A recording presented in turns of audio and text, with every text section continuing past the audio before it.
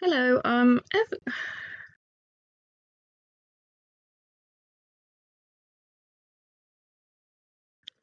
ever so sorry about the connectivity issues of today's episode. Hello, my name is Sophie, and I am the host of the What is K-pop podcast, in which we talk about whatever we want to talk about, and we just have fun. Now, just for some context, I was put on some new medication by my doctor yesterday, and I'm feeling a little bit, not fully, you know, okay. I'm feeling a bit anxious and, a bit wibbly wobbly, but we're just gonna power through, and it's okay because, you know what, it's in the name of talking to you lot, the people who listen to my podcast. However, the internet is kind of bad up here because I'm actually in my sister's bedroom. So I might actually, not get through today's recording because we had connectivity issues twice. And I did already start trying to record, but then I got anxious and really, really hot. So we're just gonna try and power through this and hopefully it'll be okay. So today's episode is all about BoyNextDoor, which is the latest boy group under HYBE Corporation, and they actually debuted under the subsidiary KOZ Entertainment, and KOZ is made by Zico, who is a member of Block B. And yeah, pretty much the background information about them in general.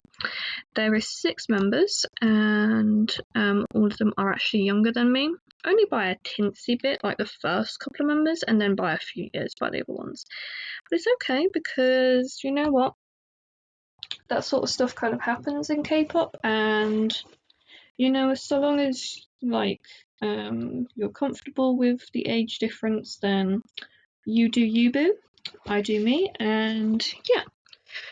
So let's get on with today's members. Okay, so we have Jaehyun. Myung Jaehyun was born on the 4th of December 2003, which makes him a Sagittarius apparently. And he was born in Daebang in Gonjak of the province of Seoul, or the Gyeonggi-do province. I don't know. My brain is not fully working. Very sorry. He is the leader, and he is actually not the oldest. He is the middle, I guess, the middle member of there. And his surname is actually rare in South Korea, Myung. So yeah, no, that is interesting pieces of information for you. I have taken off one of my sleeves because I was getting a bit hot again. He can apparently speak Korean and English, and apparently, according to the oldest member, he's actually very shy, which is, that's a thing. I don't really have many things to comment on about this because, to be fair, they are quite a new group. I don't actually watch a lot of their content, so I can't really speak as to if Jaehyun is a good leader, but I guess he is. Sungho is the eldest. His full name is Park Sungho. He was born on the 4th of September 2003, so about a week after me. He was born in Wonju in Gangwon in South Korea, and he has an older brother. He is the youngest in his group, but oldest in he's youngest in his family, but oldest in the group, which is a fair enough thing. We've seen that in Songwa in 80s actually. 80s is a group that I will be probably talking about very, very soon. And we are just going to get through the members, and now I'm going to talk about how I feel about them in general. Riwoo, or Lee Sang-hyuk, is the next member. He was born on the 22nd of October 2003, and he is a Libra. He was born in Byongdong, Gangbuk in Seoul, South Korea, and he went to the Hamlin Multi School of the Arts, or however you say it. And he's actually the middle child of his family. So it is his parents, his older brother, then him, and then his younger brother. So all boys. Yeah, so he apparently joined a month after Sungho. joined KOC Entertainment a month after him. And then we have the next member, Tae-san, who is Han Dongmin. He was born on the 10th of August 2004, making him a Leo. Also, I just want to say that I'm actually a Virgo.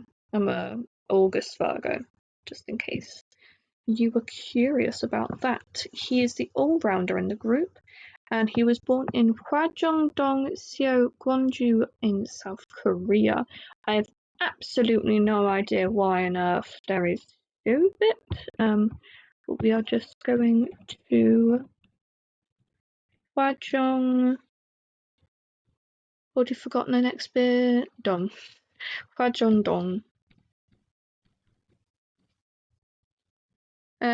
It apparently it's just like a station. Like no, it's like a part of oh, so it's a part of the Seokyu like part of Gwangju Seoul. So it's like a little hamlet, I think they're called in the UK. I know it's obviously a play. What is? Can I type? What is smaller than a village? What is smaller than a village? A hamlet. Yes, I was wondering. Granted, I did learn geography like a very long time ago. Like I stopped learning geography 8 years ago now. So that was from like a couple of years before I stopped learning geography. So quite a while ago. He actually is the oldest sibling in his family. So it's him, his parents, his younger brother, and his younger sister. Yeah, so that's interesting. And he trained for 7 years, and some of that he spent under Source Music, and he started training in his first year of middle school.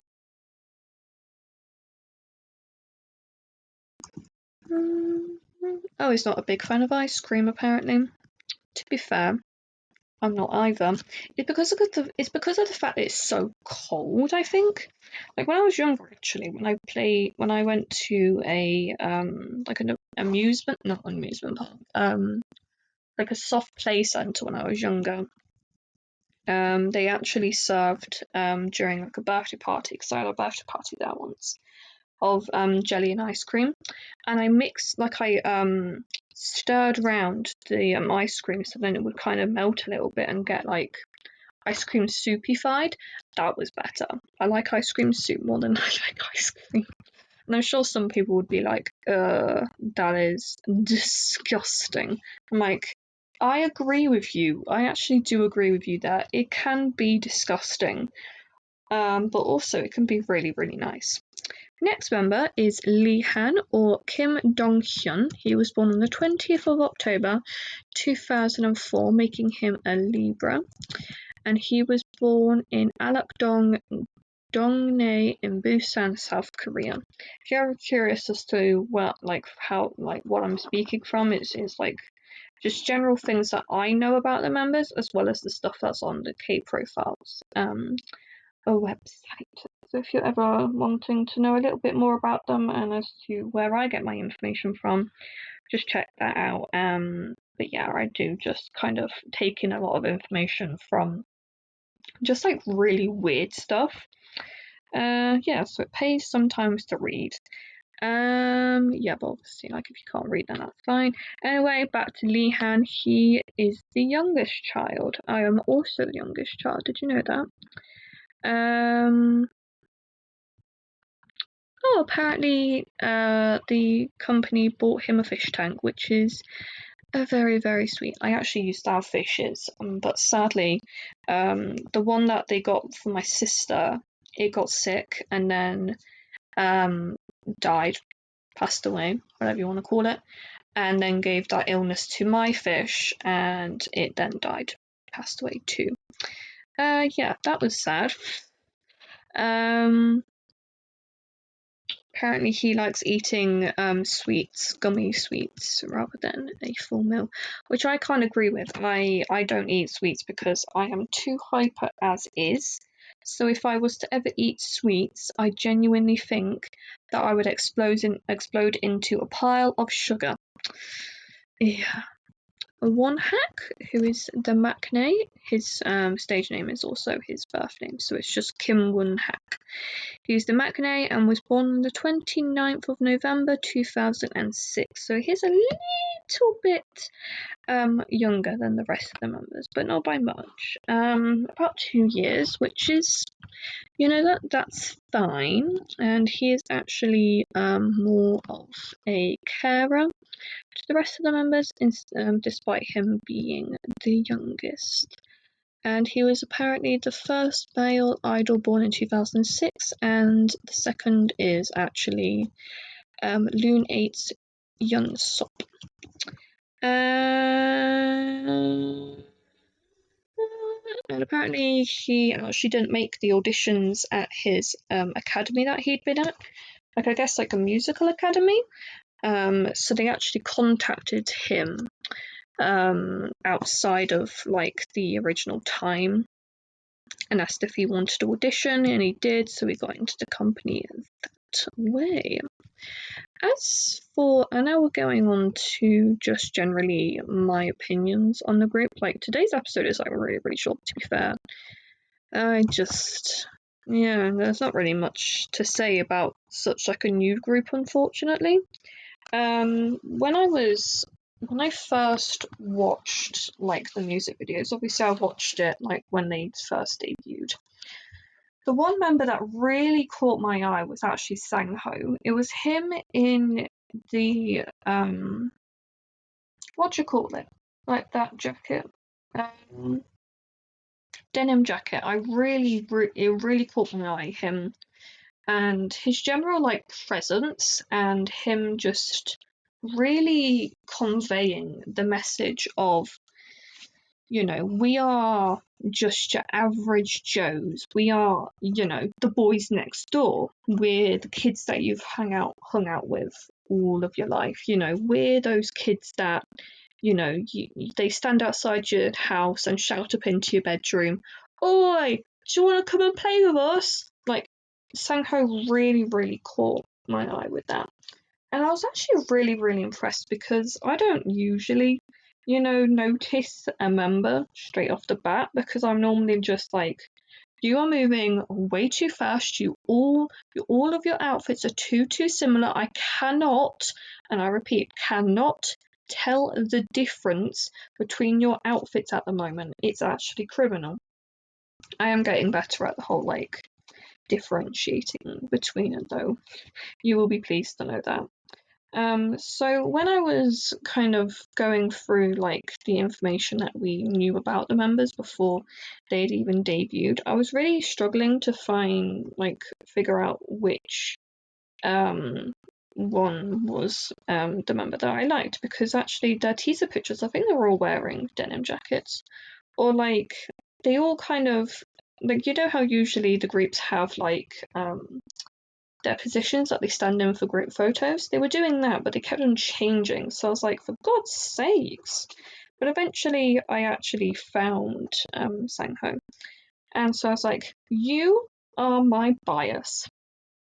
And luckily enough, he's only a week younger than me. So it kind of, about a week, I don't actually know the exact date. So I was like, all right, then that's pretty good. That isn't, anything to kind of be concerned about. So, because I don't really like liking people who are too much younger than me, because otherwise I feel a little bit like as though I'm being a bit creepy. I sometimes get that vibe, especially with like super duper young idols, like, how there are some like teenage idols who are only just going into high school, like the 2008 liners have just gone into high school now, and that does make me feel a little bit nauseous. It really scares me, because I'm like, I'm 20 and I still feel young, and yet these like 15, 16-year-old kids are like born in 2008 and are now going into high school.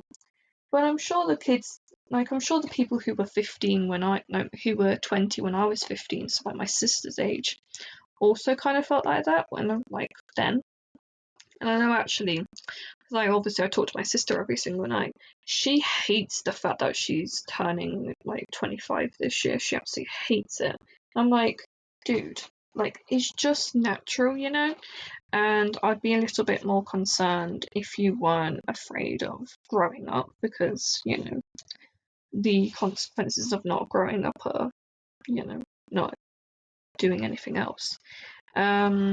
So yeah, no, I did. I actually preferred their debut rather than their first comeback, because their debut was all about like the first instance, or I guess like noticing like the first instance of noticing that like you like someone, you know.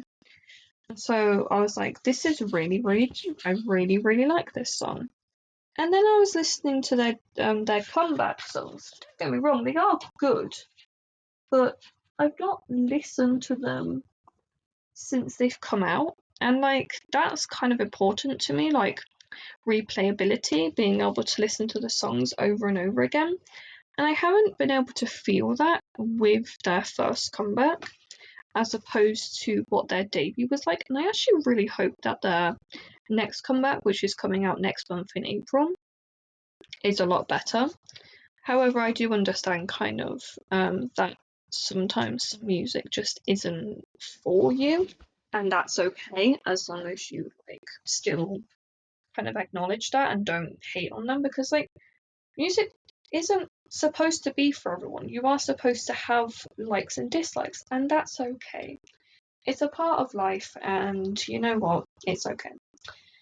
So as for like the other members, to be fair, I've not really taken much notice of them. I've just kind of been living my life, kind of just existing with BoyNextDoor, kind of being a part of my life a little bit.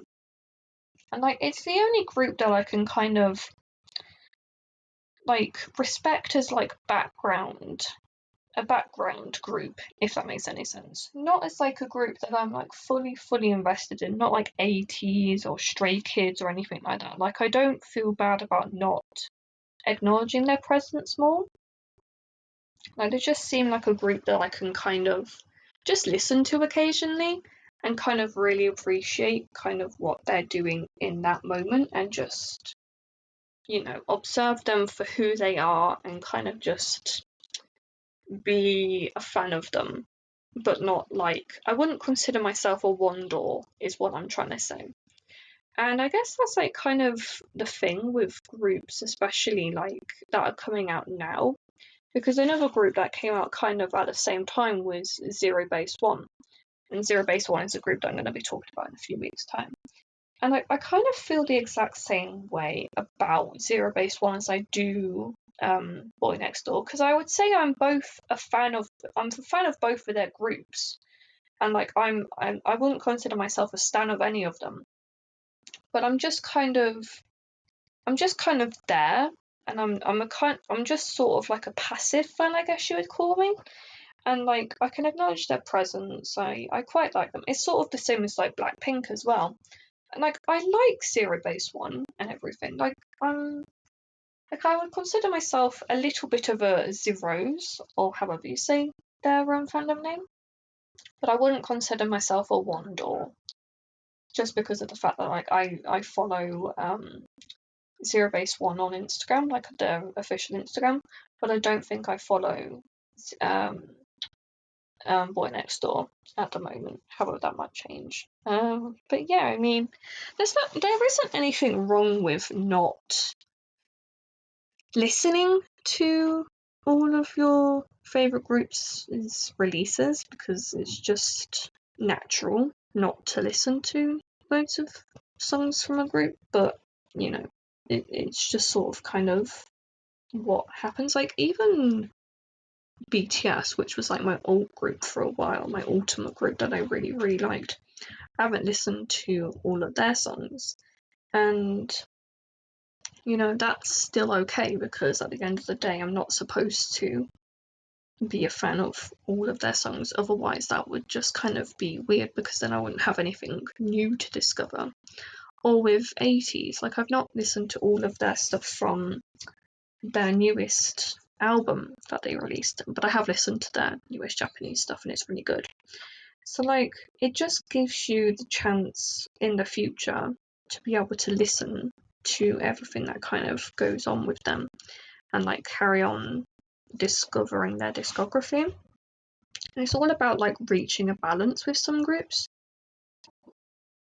And sorry, that was my dad just walking past my sister's room, and yeah, but I think kind of being able to give yourself grace and kind of be like, I'm not a massive fan of these groups, and that's okay, because it is okay to not listen to everything from a group, since, you know, you have a life outside of K-pop, even if like it does feel like for me it is kind of all of my life, considering, you know, I am actually a fan of these people. I do actually listen to their songs. I also write fan fiction, and I also do a podcast. Like I'm literally a host of a podcast. But like being able to kind of disconnect and connect and say like, oh, these are songs I want to listen to, and I will listen to them as I get time to listen to them, and not forcing yourself to listen to a whole album in one go just because it's like a group that you like, and kind of just observing that this group has old discography that I haven't listened to. However, I'm intrigued into listening to them at a later point. And I think BoyNextDoor is kind of that group for me. But yeah, I mean, I've only actually been talking for 20 minutes, and I feel like I've covered quite a lot actually. So I'm only going to talk for a little bit longer because, you know, I do have other things I need to do today, and you know, not feeling the best, the 110% that I usually feel when I'm recording. So yeah, going on to the topic of what is actually next for the What is K-pop podcast, like as in what am I doing for the next couple of episodes. And I'm actually moving on to a group that I've actually kind of been excited to cover and to talk about, and to talk about the absolute monstrosity of their concept, which is actually NCT, Neo Culture Technology. Just for some background, just very quickly, they debuted in 2016 with 5 members originally, and then have brought on new members to now total, I think it's 26, 27 now. So yeah, no, that is what I'm going to be covering next week.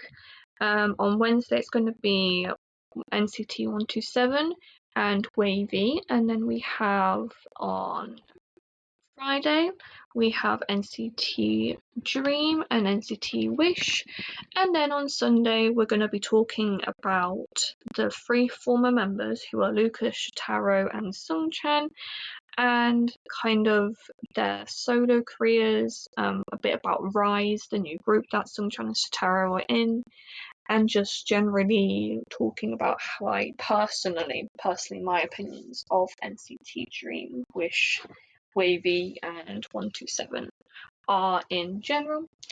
And then I think it is just going to be kind of going by company, or perhaps just like going by what I actually want to be talking about, because, you know, there are some groups that I don't want to kind of talk about because I actually don't know that much about some of these groups. Like, for example, Promise,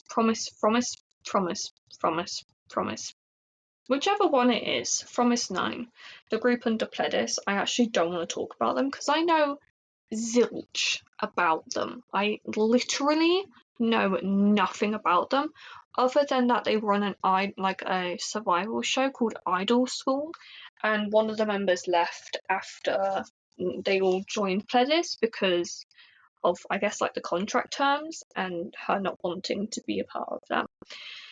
So really, truly, I know absolutely nothing about Promise 9, and I don't want to claim that I know anything about them and be talking about them. So I think for after NCT, I might actually talk about Triple S, the new group under Mod House.